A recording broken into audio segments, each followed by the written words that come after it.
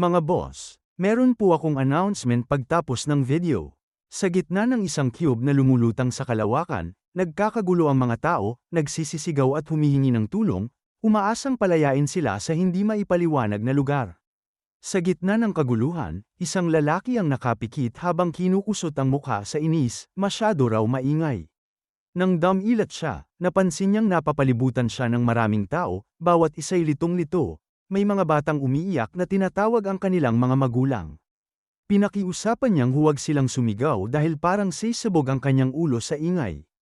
Napakunot ang noo niya at nag-isip kung sino-sino ba ang mga taong ito. Tumayo siya at aksidenteng naipatong ang kamay sa mga kumikislap na simbolo sa sahig. Saka pa lang siya nakaramdam ng kaba. Sa itaas, isang dambuhalang babae na nakasuot ng puting relihiyosong kasuotan ang lumitaw. Mula sa kanyang katawan at sa mga simbolong nakapaligid sa kanya ay nagmumula ang malambot na dilaw na liwanag. Biglang may malakas na katok mula sa likod ng dome, isang mabangis na orc ang lumitaw, dahan-daang lumingon sa paligid na tila naghahanap ng problema. Nagkagulatan ang mga tao, may sumigaw ng ano yun, habang ang iba'y nagbabalaan sa lahat na huwag gumalaw ng labis upang hindi mainis ang halimaw. Bumukas ang bibig ng orc, punong-puno ng laway at matutulis na pangil. May nagsabing hindi ito totoo, at may isa ring nagmatigas na imposible itong totoo. Ang iba'y nagsimula ng magduda na baka ito'y isang palabas lamang, isang prank na may mga nakatagong kamera. Isang lalaki ang sinubukang patahanan ng batang babae sa tabi niya, at sinabing baka isa lamang itong biro. Ngunit isang matandang lalaki ang tumutol at nagsabing kung ganoon, ito'y lumalabag na sa kahit anong lowika. Hindi mabilang na tanong ang sumunod. Tahimik lang ang lalaki, ang bida, habang nakatulala at nagtataka kung paano siya napunta roon. Matibay ang alaala niya na nasa bahay pa siya kani-kanina lang, kumakain na parang wala lang. May pumasok na notifikasyon sa kanyang telepono, kaya't napatingin siya. May nakasulat na paanyaya, isang laro raw. Dahil sa kuryosidad, tinanggap niya ang paanyaya. At mula roon, wala na siyang ibang matandaan. Habang nagkakagulo ang mga tao't nagkakandara pang buksan ang pinto na may kumikislap na mga simbolo, may ilan na galit, habang ang iba'y desperado. Isang lalaki ang ngumiti ng pilit at tinangkang pakalmayan ng grupo, sinabing pare-pareho lang silang lahat, walang may alam kung ano ang nangyayari. Nilapitan niya ang bida at tinanong kung alam nito ang nangyayari, ngunit nang umiling ang bida, agad siyang umatras. Pinagmasdan ng bida ang sarili at naisip na kaya niyang hawakan ang ibang tao, hindi ito panaginip o ilusyon. Tinapak niya ang sarili at nakumpirma na totoo ang kanyang nararamdaman. Tiningnan niya muli ang lumulutang na babae. Nakapikit ito at mahaba ang pilikmata. Mula sa kanyang katawan ay unti-unting lumalabas ang apoy, dahilan upang lalong matakot ang mga tao. Nagngalit ang orc sa kabilang bahagi ng kubo. Tumahimik ang lahat habang ang dambuhalang babae ay muling nagsalita, malumanay at walang ekspresyon. Binati niya ang lahat sa pagdating sa bagong mundo at nagpasalamat sa pagtanggap nila sa paanyaya. Nabigla ang lahat, walang makaintindi kung anong paanyaya ang tinutukoy. Ipinahayag ng babae na ang mga naroroon ay napili bilang mga mandirigmang inilaan upang iligtas ang isang mundo na ngayon nalulugmok sa kasiraan. Lalong lumala ang takot ng mga tao, gusto na nilang tumawag ng pulis. Ngunit hiniling ng babae na makinig sila sa susunod niyang sasabihin dahil ito raw ay may kinalaman sa tsansa nilang mabuhay. Hindi raw lahat ay makakarating sa kontinente. Lalong napatigil ang bida. Inulit ng babae na ang karapatan para makatawid ay hindi basta-basta. May biglang sumigaw at pinatitigil siya. Nangingilid ang luha ng iba, may mga nanatiling kalmado. Ngunit ipinaliwanag ng babae na iilan lamang ang makakakuha ng karapatang yun. Ang lugar kung saan sila naroroon ay isang napakalaking pyramid na tila gawa sa liwanag. Tinawag ito ng babae bilang starting point, isang pansamantalang silid paghintay. Doon ay may mga mesa na may saganang pagkain at mga sandatang tila mula pa sa panahong medieval. Ipinahayag ng babae na mula roon, makakakuha sila ng kani-kanyang specialization, maaaring maging mandirigma o mago, at may ilan din na makakatanggap ng natatanging kakayahan. Sa mga sandaling yun, naisip ng bida na tila ba napasok niya ang mundo ng mga larong matagal na niyang nababasa o nilalaro. Ayon sa babae, may 4 na antas ng kakayahan: ordinary, rare, heroic, at legendary. Kinuha ng bida ang isang sibat at sinuri itong mabuti. Ipinayo ng babae na gamitin ang mga sandatang iyon bilang proteksyon. Sa kalagitnaan ng lahat ng ito, biglang lumindol. Napatingala ang lahat, ang kisame ng lugar ay nagsimulang pumutok. Nangangatog na bato ang tila babagsak mula sa taas. Pinanood ito ng mga tao, kasama ang bida, sa takot at pangamba. Ipinagpatuloy ng babae ang paliwanag. Magkakaiba raw ang pinanggalingan at pagkatao ng bawat isa, kaya inihanda ang lugar na ito upang tumugma sa kani-kanilang kakayahan. Hinihikayat niyang sabihin ang salitang status window upang makita ng bawat isa ang kanilang potensyal.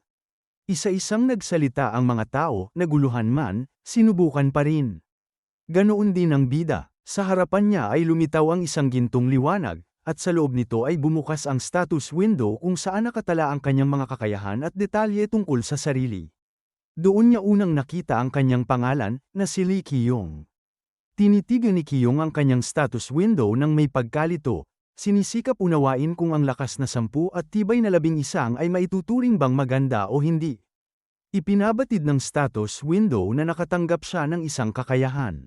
Pinindot niya ang pindutan at napaisip kung lahat din ng tao ay magkakaroon ng kani-kanilang kakayahan. Ang kakayahan ni Ki-yong ay tinawag na Eyes of the Soul, isang abilidad na nagpapahintulot sa kanya na makita hindi lamang ang status window ng ibang tao, kundi pati na rin ang mga tagong kakayahan ng mga ito. Mula sa lahat ng panig ng lugar, nagsimulang lumutang sa ere ang mga status window ng bawat isa. Abala ang mga tao sa pagbabasa ng kani-kanilang katangian. May mga nabigla, at may ilan na interesado kung ano raw ang ibig sabihin ng growth limit at ang overall assessment. Isang kabataan ang nerbyosong pinindot-pindot ang kanyang status window, pilit hinahanap ang impormasyon ukol sa sarili niya. Samantala, nakita ni Ki-yong ang pagsusuri para sa kanya, nakasaad na mababa ang kanyang mga taglay na kakayahan at hindi inirekomendang magsumikap siya. Halos lahat ng estadistika ay nakakadismaya, maliban sa swerte at talino. Isinulat pa sa pagsusuri na ang kanyang katapusan ay tiyak. Nabigla si Ki-yong. Tumimo sa isip niya ang mga salitang inferior, disappointing, at the end is obvious. Habang nagkakagulo ang mga tao sa paligid, natahimik siya.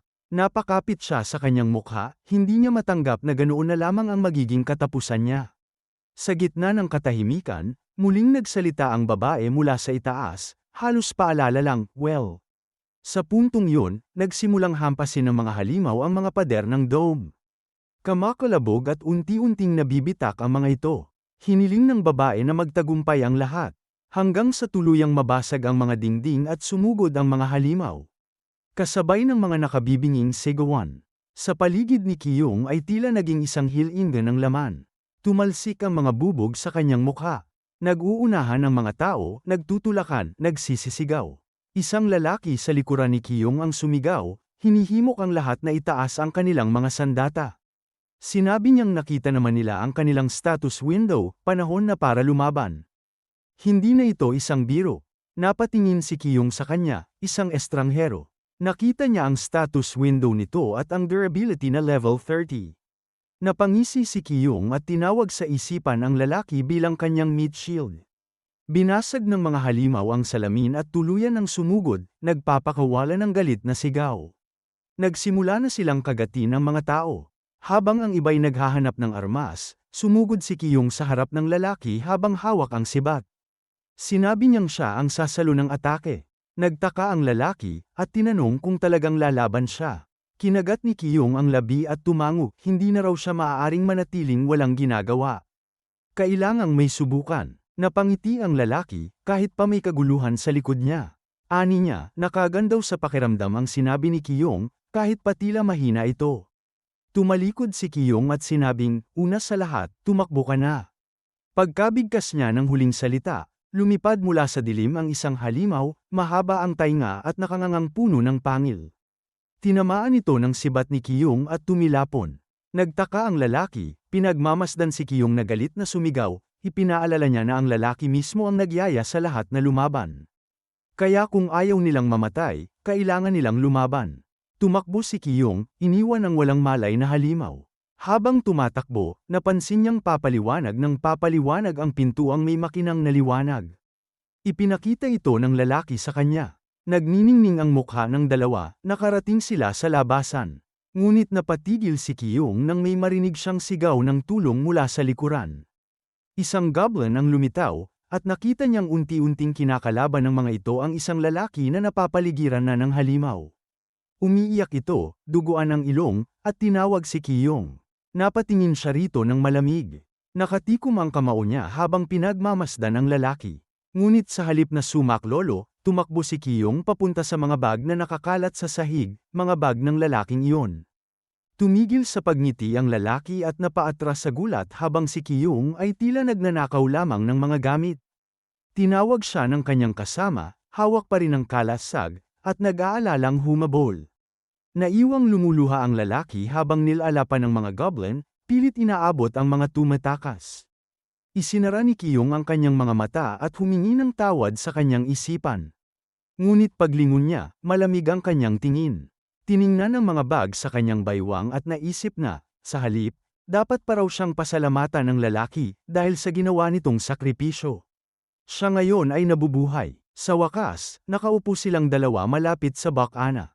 Pinagmasdan nila ang butas, at tinanong ng lalaki kung ano na ang dapat nilang gawin. Umirap si Kiyong at sinabing kung alam niya, hindi siya basta nakaupo roon. Napatingin siya sa gilid, asar sa kasama. Iniisip niya na malakas ito pero kulang sa talino. Sa liwanag na ibinubuga ng madilim at dilaw na kuweba, sinabi ni Kiyong na una sa lahat, kailangan muna nilang alamin kung saan talaga sila naroroon. Tinanong niya kung nakapaglaro na ba ng mga laro ang kanyang kasama. Tumugon naman ito ng tanong, meron na bang hindi? Ipinakilala ni Kiyong ang sarili at ipinaliwanag na ang lalaking kasama niya ay tila isang NPC sa isang dungeon game. Aniya, tulad ng sa mga laro, may status window, mga katangian, ranggo, kagamitan, at espesyalisasyon. Nagtanong ang lalaki kung saan ito makikita, kaya sinabi ni Kiyong na isipin na lamang na sila ngayon ay nasa loob ng laro. Tinanong niya kung ano dapat ang susunod na hakbang, ngunit umiling si Park, hindi rin niya alam. Habang nag-iisip, inilarawan ni Kiyong sa kanyang isipan ang eksena kung saan sila ay lumalaban sa isang orc. Napagtanto niyang kailangang pataasin ang kanilang antas.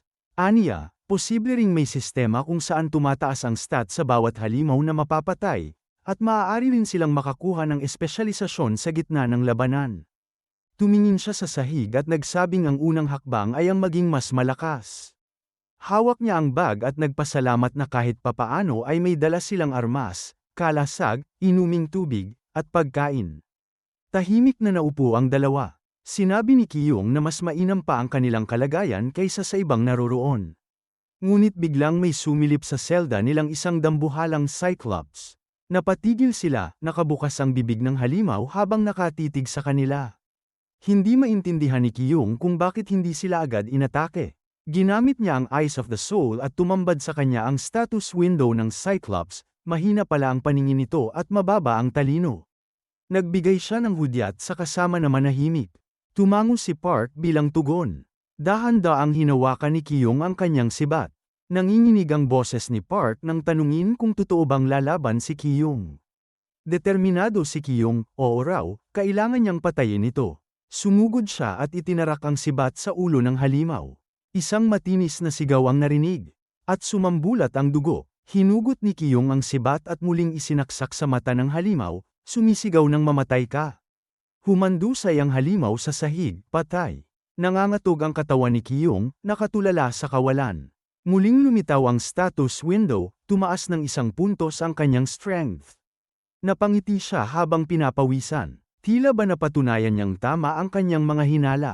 Napatingin si Park sa kanya, litong-lito. Niyakap ni Kiyong ang balikat nito at sinabing kung nagawa niya yon. Siguradong kaya rin ang kasama niya, lalo't may durability itong 30. Napahanga si Park at tinanong ang pangalan ni Kiyong. Ngumiti ito at sa isip, tinawag ang sarili bilang master na balang araw ay sisipsip sa lahat ng meron ang taong ito, pati kaluluwa. Pero sa bibig, sinabi lang niya ang kanyang pangalan. Itinuro ni Park ang sarili at ngumiting nagpakilala rin. Habang ginagawa ito, nagsimulang gumupit ng balat si Kiyong gamit ang kutsilyo. Nagtaka si Park kung ano ang ginagawa nito. Gumagawa pala si Kiyong ng isang bagay. Pagkatapos ay inilagay niya sa leeg ng lalaki ang isang leather collar. Tumaas ng 1 puntos ang durability ni Park. Namangha si Park sa ginawa ng kasama at nang makitang may sarili rin itong suot na kwelyo, lalo pa siyang humanga. Sinundan niya ito at nagpasalamat. Sinabi niyang mula ngayon, maaasahan siya sa lahat ng bagay. Tumango si Kiyong at sinabing una sa lahat, kailangan muna nilang makalabas sa lugar na iyon. Pagkatapos, ngumiti siya sa kasama at sinabing tama na ang pagpapakatamad. Sa di inaasahang sandali, yumanig ang kuweba. Napalingon sila sa pinagmumula ng ingay. Isang takot na batang babae ang tumatakbo papalapit sa kanila habang may dambuhalang halimaw na humahabol sa kanya. Sumisigaw ito ng tulong. Lumingon si Park at si Kiyong naman ay napasigaw sa takot, kailangan nilang tumakbo. Habang tumatakbo, pinagmamasdan ni Kiyong ang sibat sa kanyang kamay, hindi niya moari kung paano niya mapipigilan ang napakaraming halimaw gamit lamang ito. Hindi rin niya alam kung sino ang batang babae. Ginamit niya ang Eyes of the Soul habang tumatakbo, at tumambad sa kanya ang status window ng babae, isa itong may legendary mana. Napatigil siya sa pagkabigla. Nagtanong si Park, bakas ang takot sa boses, kung bakit siya huminto. Gulat pa rin si Kiyong. Isa raw pala itong may legendary level mana. Bigla siyang tumalikod at sinabing lalaban sila. Inutusan niya si Park na iligtas ang babae. Natigilan si Park at sinabing 3 halimaw ang kaharap nila, sigurado ba silang kaya nila? Tumango si Kiyong, gagawa sila ng angle attack. Hindi agad naintindihan ni Park ang plano. Habang umiiyak at tumatakbo ang babae, sinenyasan ni Kiyong na dumaan sa likod ng pader. Pagkakita ng babae sa kanila, agad siyang tumakbo papunta sa kinaroroonan nila. Habang nakasilip sa kanto, nakita ni Park ang dambuhalang halimaw na sumusunod. Sa mata ng halimaw, nasulyapan niya ang sarili. Agad niyang tinaas ang kalasag, at nasalo ang napakalakas na atake. Nasa gitna ng kaguluhan ang kampo ng mga bayani. Sumugod si Kiyong at isinaksak ang kanyang sibat sa katawan ng halimaw, dugo ang bomb-alat dito. Pinagmasdan ni Park ang kasama, seryoso ang mukha, habang patuloy ang pagtama ng sibat sa kalaban. Sumigaw si Kiyong para mag-ingat ang lahat, ngunit sa gitna ng kanyang sigaw ay may 6 damapo sa kanyang likuran. Sa isang iglap, nagkapira-piraso ang mga halimaw. Umagos ang dugo sa paligid. Tahimik na pinanood ni Kiyong ang mabilis na pagkamatay ng mga halimaw. Lumingon siya sa paligid, naguguluhan kung anong nilalang ang dumating. Mula sa kanyang likuran, may isang taong naglakad, tanga ng espada na hinihila sa lupa. Tila walang pakialam, nakatingin ito sa sahig. Pag-angat ng ulo nito, nagtama ang kanilang mga mata. Nagkatitigan sila, walang nagsasalita. Nanatiling nakapako ang tingin ni Kiyong sa hindi kilalang lalaki. Ginamit niya ang Eyes of the Soul. Halos lahat ng stats nito ay legendary at heroic. Napabasa niya na ang taong ito ay isang regressor ng Alten.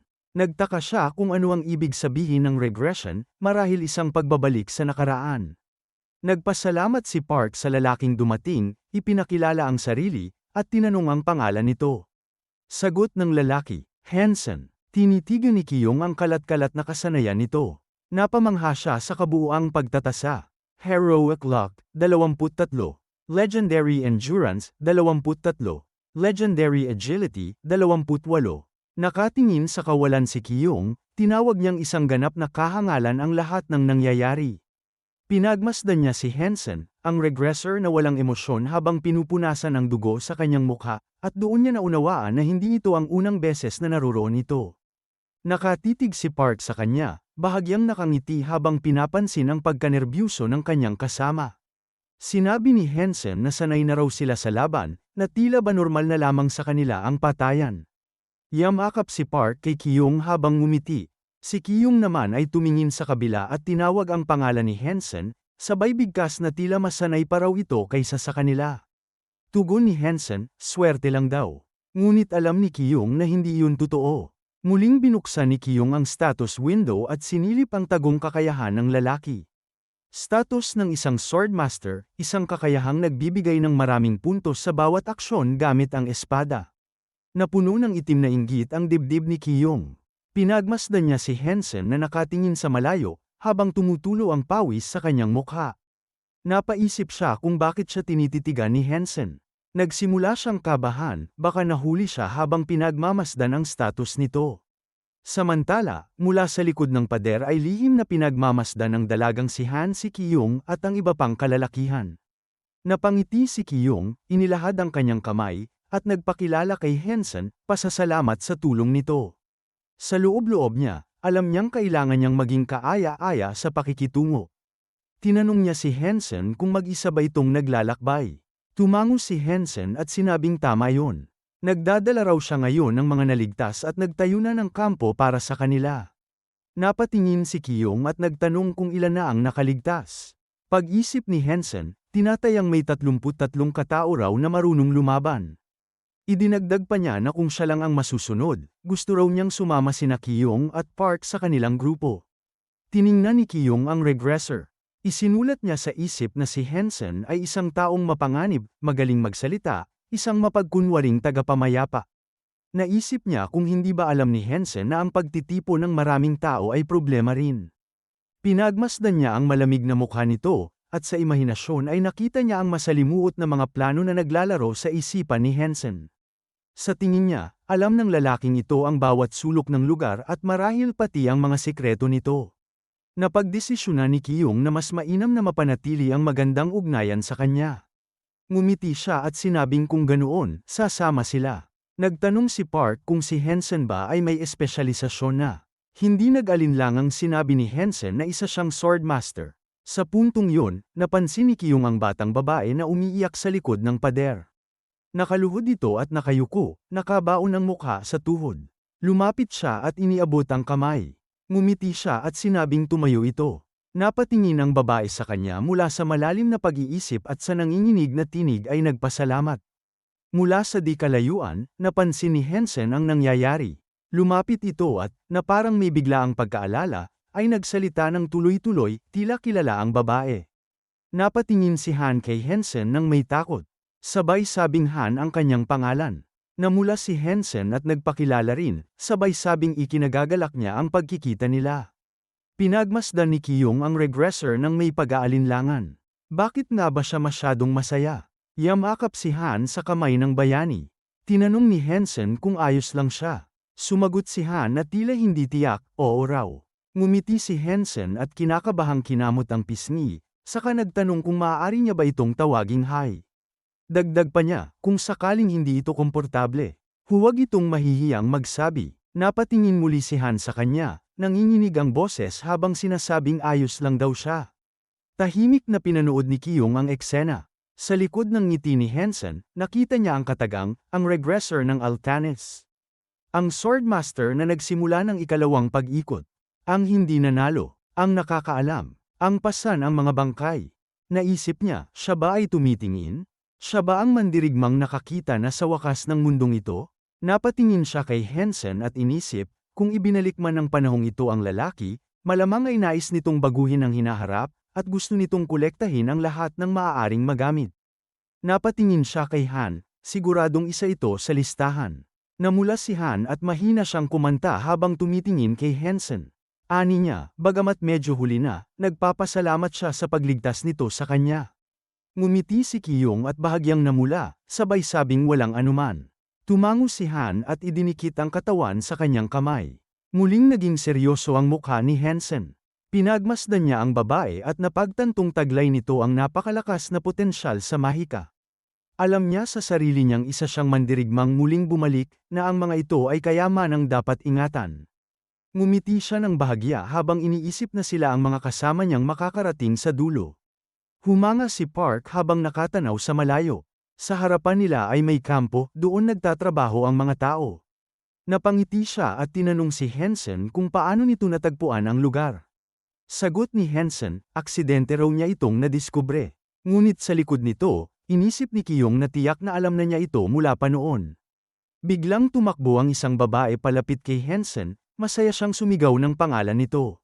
Tinanggap niya ang mga bagong dating. Tinawag siya ni Hansen na G. Sabi ni G, nag-aalala siya dahil natagalan ng lalaki. Pagkatapos ay tumingin siya sa mga bagong solta at tinanong kung sino sila. Ipinaliwanag ni Hansen na mula ngayon ay titira na sila sa kampo. Sa likod niya, ginamit ni Kiyong ang Eyes of the Soul. Tahimik siyang napangiti at bigla na lang napatawa nang makita niya ang performance ng babae. Niyakap nito si Hansen, na 22 pa lang, habang siya naman ay 29 na. Pinagpawisan si Kyung sa hiya. Mas malala pa, nakita niyang mas mababa pa ang stats ni Ji kaysa sa kanya. Ngunit ang pinakagulat sa lahat, ang pangkalahatang pagtatasa ay nagsabing, "You have met your soulmate." Napakunot noo si Kyung. Hindi niya maintindihan kung sino ang sumulat ng ganitong klaseng pagsusuri. Pinagmasdan niya si Park, litong-lito habang nakatitig sa Ji na gawin ni Ji. At napansin niya rin, isa rin pala itong makasarili. Nagpakilala si Park na may halong pagkasarkastiko, ipinakilala rin niya si Kyung at sinimulang ipakilala si Hayan. Ngunit naunahan siya ng dalaga. Nahihiya man, siya na mismo ang nagpakilala at nakiusap na alagaan siya. Tumawid ang tingin ni Ji sa kanila, nakahalukip-kip ang mga braso at malamig ang tingin kay Hayan. Tila mapanghusga ang ekspresyon nito, at mapang-akit ang tono ng pagkakatingin.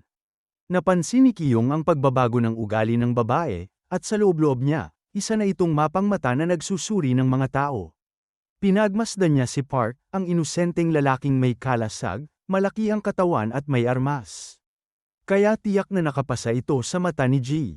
Nang tumingin siya kay Hayan, ang pilay nitong binti at ang pangangatawan na tila mahina ay tila hindi pumasa. Sa paningin ni Ji, sila ang mga bigong kalahok. Ngumiti si Ji at tinanong kung isang tank si Park, sabay sabing mukha raw itong nakapatay ng maraming halimaw.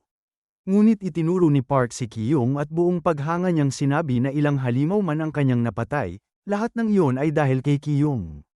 Kung wala ito, matagal na raw siyang patay. Napatingin si Ji kay Kyung, ang payat at hindi kapanipaniwalang bayani na may hawak na sibat. Namula ito, pinag-cross ang mga kamay, at sinabing ikinagagalak niyang makilala ang lahat. Pagkatapos, sinabi niyang siya na ang bahala sa pagdadala sa kanila sa kampo. Ipinaliwanag niyang may hiwalay na tirahan ang kalalakihan at kababaihan, kaya si Han ay sasama raw sa kanya. Nagtanong siya kay Hansen kung ayos lang ito, at ibinigay naman ni Hansen ang pahintulot. Ngumiti si Ji at humarap kay Kyung, sabay sabing siya rin ay pakiusap na alagaan.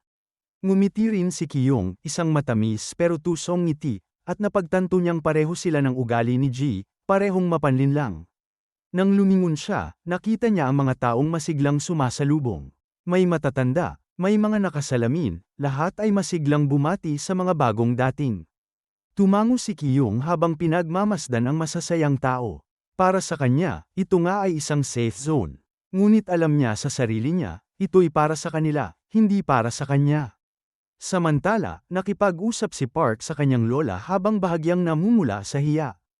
Tahimik na tinanong ni Kyung ang sarili kung kailan ba naging meat shield si Park. Kinabukasan, natutulog ang mga tao sa ilalim ng makakapal na tela at balat.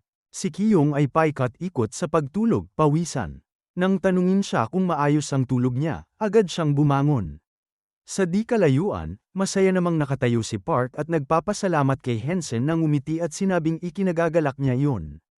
Habang nagsusuot ng jacket si Kyung, sinabi niyang base sa nakita niya kahapon, iilan lang talaga ang may kakayahang lumaban sa lugar na ito.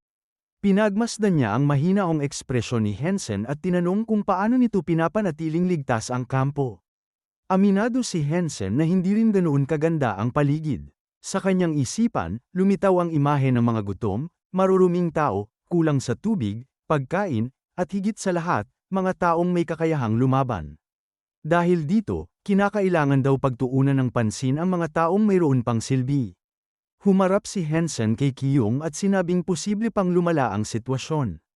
Tumango si Kyung at iniisip ang posibleng kinabukasan, nauubos na pagkain, tuloy-tuloy na laban sa halimaw, at ang mga walang kakayahang lumaban ay magiging pabigat lamang. Tumitig siya kay Hansen at sinabing totoo nga, ang mga ito ay pasanin lamang. Hindi raw siya narito upang magbigay ng kawang gawa.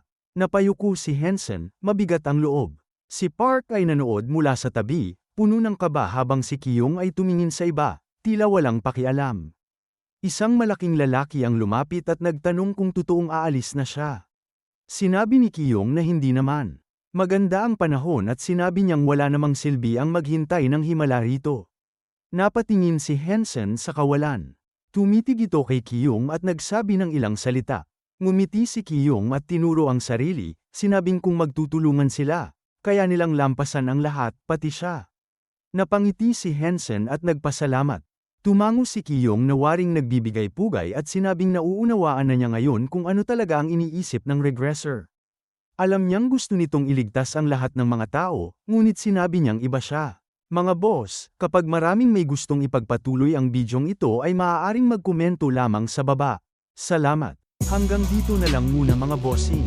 Kung gusto mong subaybayan ang kwentong ito, mag-like, comment, at subscribe at i-hit mo na rin ang notification bell para ikaw ang unang makapanood pag may bago tayong upload. Kita-kits sa susunod mga boss.